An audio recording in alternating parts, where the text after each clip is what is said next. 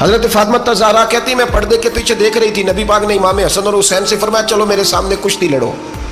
تو دونوں حضرات آپس میں جب کشتی لڑنے لگے تو نبی پاک نا امام حسن کو کہتے ہیں حسن حسین کو ٹانگوں سے پکڑو، حسن حسین کو پیچھے سے پکڑو. جب نبی پاک بار بار امام حسن کو بتا رہے تھے تو سیدہ پیچھے سے بول پڑی، کہنے لگی یا رسول اللہ آپ چھوٹے کو بتائے، آپ بڑے کو بتا رہے ہیں، بڑا تو پہلے 11 مہینے بڑا ہے، تو آپ چھوٹے کو بتائے بڑے کو بتا رہے. تو فرمایا فاطمہ تو چپ کرنا، جو میں دیکھ رہا ہوں تو نہیں نہ دیکھ رہی، ایک کو میں بتا رہا ہوں دوسرے کو جبریل امین بتا رہے ہیں. تو یہ حضور نے اپنے سامنے ان کی تربیت کی، ٹریننگ. ہوا یہ کہ یزید جب امیر بنا نا، 2-3 چیزیں ہوتی ہیں جب کسی بندے کو قابو کرنا ہوتا ہے، 2-3-4-5 چیزیں ایسی ہوتی ہیں جس سے بندہ قابو آتا ہے. تو اس نے بھی فوری طور پہ یزید نے دیکھا میرے لیے مسئلہ کیا بن سکتا ہے. ولید بن عتبہ اس وقت مدینے کا گورنر تھا.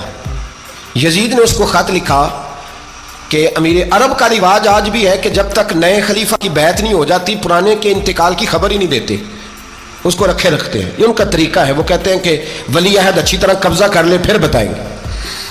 حضرت امیر معاویہ کا وصال ہو گیا، بتایا نہیں. یزید نے اب کیا کیا، کیونکہ بڑا چلاک آدمی تھا، بڑا شاطر تھا، بڑا تیز تھا، اس نے ولید کو خط لکھا.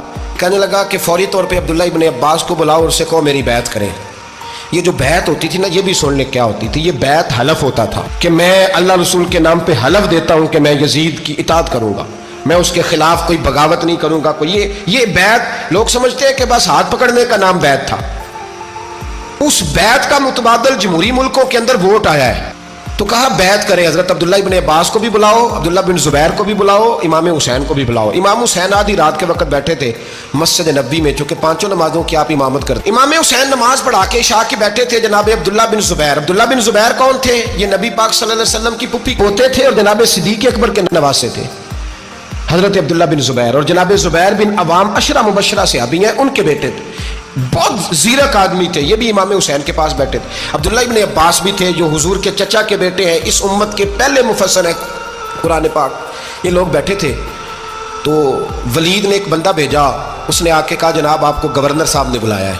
تو عبداللہ بن زبیر کہنے لگے حسین اس وقت بلانے کی بات سمجھ میں نہیں آئی. تو امام حسین بڑے بصیرت والے تھے، اللہ نے بصیرت دی تھی.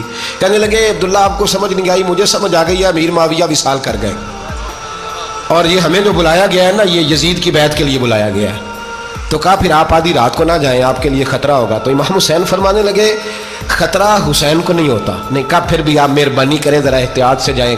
تو جناب عبداللہ ابن زبیر نے، عبداللہ ابن عباس نے 14 بندے نیزے دے کے تلواریں دے کے امام حسین کے ساتھ بھیجے اور کہا کہ امام حسین اگر اس نے کوئی غلط ملت بات کی نا، زبردستی بیعت کرنے کا کہا، تو آپ بس کوئی ایک